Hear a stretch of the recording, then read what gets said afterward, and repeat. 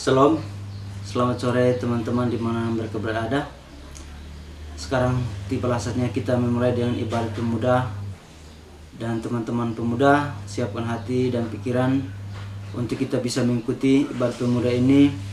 Dan firman yang kita dengarkan dapat kita bisa menjadi pedoman untuk kehidupan kita di hari lepas hari. Sekian dan terima kasih. Shalom.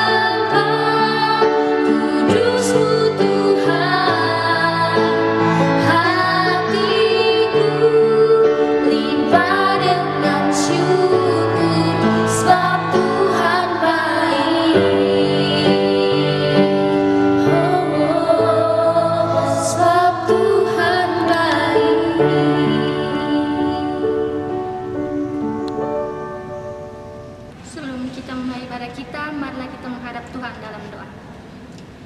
Bapa yang kekal di surga, tibalah kami akan memulai ibadah kami Tuhan Yesus. Kiranya Tuhan pimpin sertai kami dari awal pertinggalan hingga boleh berakhir dengan baik. Dalam nama Tuhan Yesus kami datang dan berdoa kepada Bapa di surga. Amin.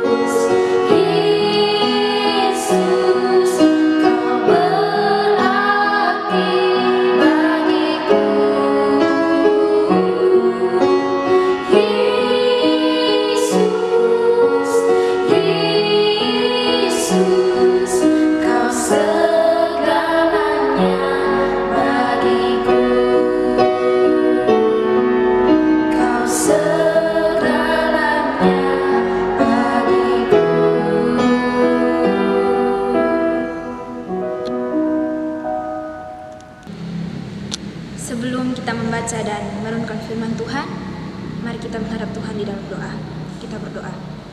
Bapa di surga, kami sudah memuji dan memuliakan nama-Mu melewat puji-pujian. Tiba saatnya kami akan membaca dan merenungkan firman Tuhan. Kiranya memberkati firman yang akan kami baca dan kami renungkan.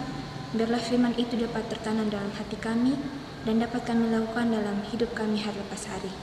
Berfirmanlah baik kami ya Tuhan, kan kami sudah siap untuk mendengarkan firman-Mu. Hanya dalam nama Tuhan Yesus kami sudah berdoa. Amin.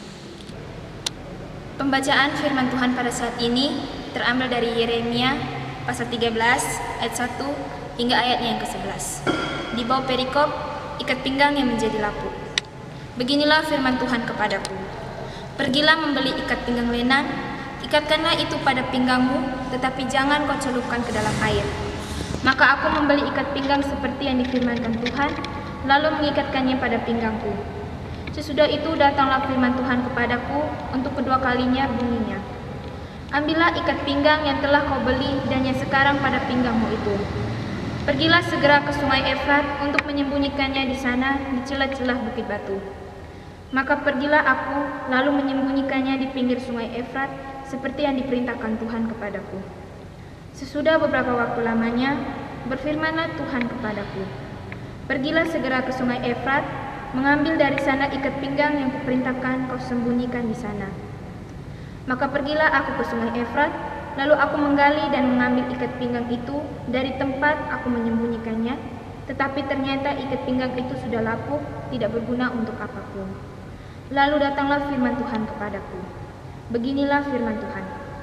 Demikianlah aku akan menghapuskan kecongkak bongakan Yehuda dan Yerusalem. Bangsa yang jahat ini, yang enggan mendengarkan perkataan-perkataanku, yang mengikuti kedegilan hatinya dan mengikuti Allah lain untuk beribadah dan sujud menyembah kepada mereka, akan menjadi seperti ikat pinggang ini yang tidak berguna untuk apapun.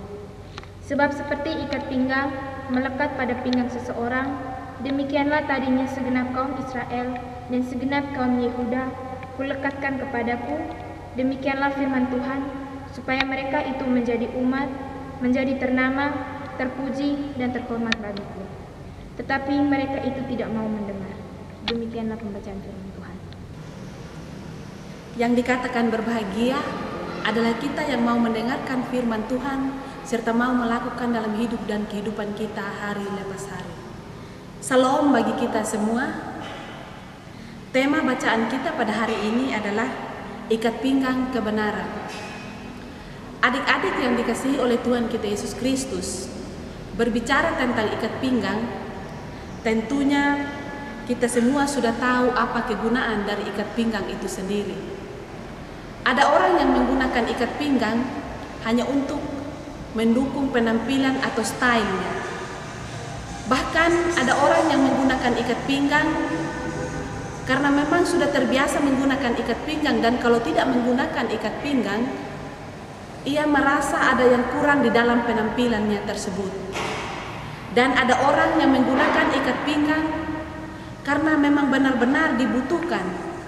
Contohnya mungkin celana atau rok yang dipakainya kebesaran, jadi harus menggunakan ikat pinggang. Adik-adik yang dikasihi Tuhan, di dalam bacaan kita pada saat ini, bagaimana Allah meminta Yeremia untuk membeli ikat pinggang yang terbaik. Di dalam ayat 1 dan ayatnya yang kedua, Allah meminta Yeremia untuk membeli ikat pinggang dari lenan dan tidak boleh dicelupkan di dalam air. Allah meminta Yeremia membeli ikat pinggang yang terbaik. Yeremia membelinya, tetapi ikat pinggang tersebut tidak boleh dicelupkan di dalam air. Apa arti dari perkataan Allah ini? Allah menginginkan supaya bangsa Israel menjadi bangsa yang ternama, terpuji, dan terhormat bagi Allah. Ayatnya yang ketiga sampai ayat yang kelima, Allah meminta Yeremia untuk menyembunyikan ikat pinggang tersebut di tepi sungai Efrat. Tadi Allah meminta Yeremia membeli ikat pinggang yang terbaik, dan ikat pinggang tersebut tidak boleh dicelupkan di dalam air. Sekarang Allah meminta Yeremia menyembunyikan ikat pinggang itu di tepi sungai Efrat. Itu berarti tempat yang disembunyikan ikat pinggang itu adalah tempat berair, tempatnya lembat dan tidak bagus untuk menyimpan ikat pinggang tersebut. Tetapi Allah menginginkan tempat itu untuk menyembunyikan ikat pinggang tersebut. Lalu apa yang dimaksudkan dalam perkataan Allah ini? Walaupun bangsa Israel hidup di dalam penyembahan berhala, tidak menaruh pengharapan kepada Tuhan, hidup di dalam dosa, tetapi Allah tidak memperhitungkan semuanya itu. Allah menyembunyikan kesalahan dan dosa mereka. Allah tetap memelihara bangsa Israel. Di ayatnya yang ke-6 sampai ayatnya yang ke-7, sesudah beberapa waktu lamanya ikat pinggang yang disembunyikan, Allah meminta Yeremia untuk mengambil ikat pinggang tersebut. Ini sangat aneh. Allah melarang untuk menyimpan ikat pinggang itu atau mencelupkannya dalam air. Allah meminta menyembunyikan ikat pinggang itu di tempat yang basah atau di tepi sungai Efrat. Sekarang dalam jumlah waktu yang begitu lama, Allah meminta Yeremia untuk mengambil kembali ikat pinggang yang telah disembunyikan oleh Yeremia. Apa yang bakal terjadi dengan ikat pinggang tersebut? Kalau baju yang kita tidak pakai lalu kita buang di tempat yang berair, 1 bulan kemudian kita mengambil kembali baju itu sudah rusak, sudah lapuk dan tidak bisa digunakan lagi. Demikian juga ikat pinggang yang telah disembunyikan oleh Yeremia, ikat pinggang tersebut sudah menjadi lapuk. Itu berarti ikat pinggang tersebut tidak bisa digunakan lagi. Lalu apa yang dimaksudkan Allah di dalam perkataannya ini? Yang dimaksudkan Allah ialah sudah sekian lama umat Israel hidup di dalam dosa, hidup di dalam penyembahan berhala. Namun Allah tidak memperhitungkan. Allah hanya mengharapkan supaya bangsa Israel kembali hidup di dalam kebenaran. Allah menginginkan bangsa Israel kembali menaruh pengharapan hanya kepada Allah. Dan bangsa Israel kembali mengandalkan Allah di dalam kehidupan mereka. Namun apa yang terjadi? Kita dapat melihat di ayatnya yang ke-8 hingga ayatnya yang ke-11 bahwa Allah tidak melihat adanya perubahan di dalam diri bangsa Israel itu sendiri.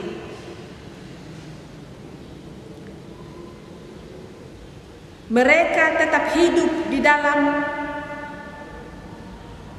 kedegilan hati mereka. Mereka tetap hidup di dalam penyembahan berhala. Mereka tidak lagi mengandalkan Tuhan.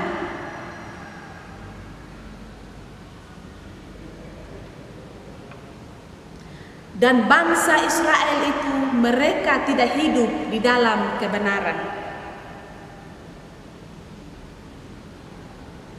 Oleh sebab itu, di mata Tuhan, bangsa Israel ibarat ikat pinggang yang telah lapuk sehingga tidak bisa digunakan lagi. Adik-adik yang dikasihi oleh Tuhan kita Yesus Kristus, bagaimana dengan kehidupan masa muda adik-adik saat ini? Adakah adik-adik hidup di dalam kebenaran firman Tuhan atau sebaliknya? Banyak anak muda yang berkata demikian. Masa muda datangnya 1 kali dalam hidup. Jadi masa muda itu harus dinikmati betul-betul. Masa muda itu harus dimanfaatkan. Dimanfaatkan dengan cara apa? Mabuk-mabukan, pesta pora, buat kekacauan ke sana kemari, hidup menjauh dari Tuhan, memberontak kepada orang tua, dan tidak mengandalkan Tuhan di dalam kehidupan. Tetapi saat ini melalui firman Tuhan ini mengajarkan kepada kita agar kita mempergunakan masa muda kita sebaik-baik mungkin.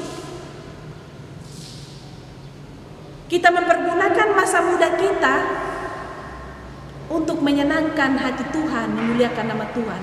Memang benar, masa muda itu tidak akan terulang kembali lagi. Waktu yang sudah berlalu tidak akan diulang kembali lagi waktu itu. Oleh sebab itu kita belajar dari firman Tuhan ini. Kita sebagai anak muda, marilah kita hidup di dalam kebenaran Tuhan. Kita selalu mengandalkan Tuhan di dalam kehidupan kita. Kita harus menjadi contoh dan teladan yang baik bagi orang-orang yang berada di sekeliling kita. Kita harus menjadi berkat bagi orang lain. Jangan kita menjadi batu sandungan bagi orang yang berada di sekitar kita. Jadilah anak muda yang memberitakan Injil Tuhan, yang memberitakan kebenaran firman Tuhan. Jangan kita berkata begini, saya bukan pendeta, saya bukan majelis, saya bukan penatua, jadi saya tidak perlu memberitakan Injil. Memberitakan Injil tidak harus kita memikul Alkitab ke sana kemari lalu berkhotbah berapi-api, tidak. Kita melakukan kebaikan. Contohnya, kalau ada teman kita, kalau ibadat pemuda, ada ibadat pemuda, lalu teman kita acu tak acu. Di dalam kehidupan hanya yang dilakukan adalah mabuk, minum mabuk. Acu tak acu dengan ibadah. Kita bisa mengajaknya untuk sesekali mengikuti ibadat pemuda. Kita harus berkata bahwa apa yang dilakukannya tidak berkenan di hadapan Tuhan. Ini adalah bagian dari kita memberitakan firman Tuhan.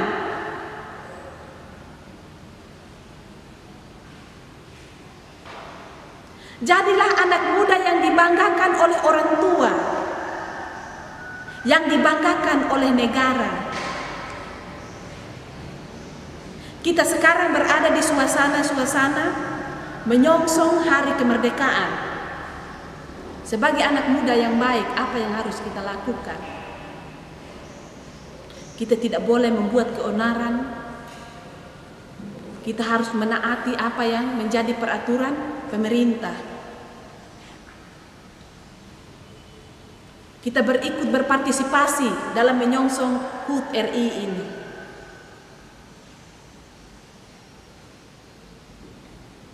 Adik-adik yang dikasihi oleh Tuhan kita Yesus Kristus, marilah kita hidup kebenaran itu selalu melekat di dalam diri kita. Ibarat ikat pinggang selalu melekat di pinggang setiap yang menggunakannya. Dia tidak akan terlepas kecuali orang yang menggunakan ikat pinggang itu melepaskan dia hingga bisa terlepas dari pinggang tersebut. Maka yang dimaksudkan oleh Allah ini adalah kebenaran itu selalu melekat di dalam diri kita. Seperti ikat pinggang yang melekat di pinggang kita. Marilah kita terus hidup sebagai anak muda yang hidup di dalam kebenaran, yang memuliakan Tuhan, yang menyenangkan hati Tuhan, dan menyenangkan orang tua, bahkan orang-orang di sekeliling kita. Kita harus menjadi orang yang menjadi pemberita Injil, anak muda yang menjadi berkat bagi orang lain, dan juga kita harus menjadi contoh dan teladan bagi orang-orang yang berada di sekeliling kita. Biarlah firman Tuhan yang kita baca dan kita renungkan pada hari ini menjadi kekuatan, menjadi penolong bagi kita ketika kita menjalani kehidupan kita. Amin. Tiba saatnya kita memberikan persembahan kita kepada Tuhan. Namun sebelum itu, marilah kita berdoa. Ya Allah Bapa dalam kerajaan surga, Bapa yang kami sembah di dalam nama Anak Yesus Kristus, terima kasih banyak ya Tuhan atas segala penyertaan, pembimbingan, dan berkat yang masih Tuhan berikan kepada kami sampai dengan detik hari ini Bapa. Bapa dalam kerajaan surga, sekarang tibalah saatnya kami anak-anak-Mu memberikan persembahan kami. Kiranya Tuhan berkati persembahan kami agar dapat berguna bagi pelayanan-Mu. doa dan pengharapan kami. Di dalam nama Tuhan Yesus kami sudah berdoa. Amin.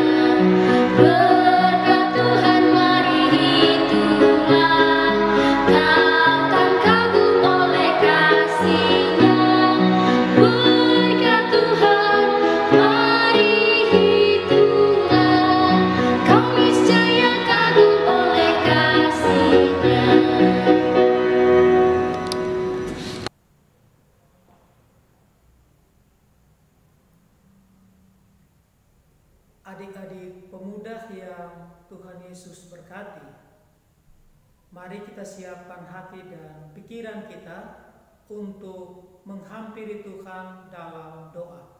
Mari kita berdoa. Segala puji dan syukur kami persembahkan kepadamu, ya Bapa Surgawi. Terima kasih Tuhan untuk waktu dan kehidupan yang masih Tuhan anugerahkan bagi kami, untuk kami ada dan menjalaninya dalam kehidupan di dunia ini. Terlebih saat ini ya Tuhan, kami boleh membilang syukur karena Tuhan izinkan kami lagi untuk ada dalam persekutuan orang-orang percaya dalam ibadah pemuda lewat media sosial. Terima kasih Tuhan untuk persekutuan yang terjalin ini. Kami sudah memuji nama Tuhan dan kami sudah mendengar suara-Mu. Oleh karena itu, dengan kepala yang tertunduk kami memohon, curahkanlah hikmat dan kebijaksanaan bagi kami. Mampukan kami untuk memahami firman-Mu. Dan pakailah kami ketika kami melaksanakan firman-Mu dalam hidup dan dalam perjuangan kami di tengah-tengah dunia ini. Kami dapat berlaku selaku orang-orang yang percaya, menjadi pemuda Kristen yang sungguh-sungguh percaya dan berserah kepada Kristus. Menjadi pemuda Kristen yang menjadi berkat bagi sesama yang lain. Terima kasih banyak Bapa Surgawi. Dalam doa syafaat kali ini, hamba juga terus berdoa khusus bagi kehidupan teman-teman pemuda. Tuhan menolong, Tuhan memberkati. Baik yang masih berada di bangku pendidikan, kami tatang mereka ke dalam tangan kasih Tuhan. Dalam perjuangan mereka menggapai cita-cita hidup, Tuhan menolong, Tuhan memberkati. Di dunia pendidikan kami tatang ke dalam tangan kasih Tuhan. Kekuatan, kesehatan, hikmat, dan kebijaksanaan Tuhan curahkan bagi mereka, agar setiap ilmu yang mereka dapat di dunia pendidikan kiranya menjadi bekal bagi mereka untuk menggapai masa depan hidup, menggapai cita-cita yang Tuhan sediakan bagi mereka. Berkati orang tua mereka yang terus peduli terhadap pendidikan dan masa depan anak-anak pemuda ini. Bagi mereka yang telah bekerja, kami juga berdoa Tuhan menolong dan memberkati pekerjaan mereka. Tuhan memberkati kehidupan mereka. Tuhan memberkati tugas dan tanggung jawab mereka. Dan biarlah lewat pekerjaan mereka ada berkat-berkat yang Tuhan sediakan bagi mereka. Yang masih mencari pekerjaan, kami juga berdoa Tuhan Yesus menolong, Tuhan Yesus memberkati. Kami yakin dan percaya bahwa Tuhan akan memberikan yang terbaik dalam hidup, dalam tugas, dalam kerja mereka. Berkati seturut kasih dan kehendak Tuhan. Allah Bapa kami dalam kerajaan sorga, kami terus berdoa untuk masa muda mereka, Tuhan menolong, Tuhan memberkati. Kami rindu lewat masa muda mereka. Mereka mampu menjadi berkat bagi diri mereka, bagi sesama, bagi lingkungan, dan juga untuk hormat dan kemuliaan nama Tuhan. Bagi mereka yang terus mencari pasangan hidup, Tuhan Yesus menolong, Tuhan Yesus memberkati. Bagi mereka terus menggumuli kehidupan muda mereka, kami tatang mereka semua ke dalam tangan kasih Tuhan. Allah Bapa kami dalam kerajaan sorga, hamba juga berdoa untuk semua yang terlibat dalam ibadah ini, baik yang menjalankan liturgi ibadah, main musik, menyanyi, khotbah, yang merekam, yang mengedit. Tuhan Yesus menolong, Tuhan Yesus memberkati. Kami yang ada dalam ibadah pemuda dari rumah kami masing-masing, hamba juga berdoa Tuhan memberkati kami, Tuhan memberkati kehidupan kami. Teman-teman kami yang tidak sempat mengikuti ibadah seperti kami saat ini, Tuhan menolong, Tuhan memberkati mereka, Tuhan menggerakkan hati mereka, agar di waktu-waktu mendatang mereka boleh terlibat bersama-sama dengan kami dalam persekutuan orang-orang percaya saat ini. Terima kasih Tuhan, kami hampir selesai. Tuhan ada bersama-sama dengan kami.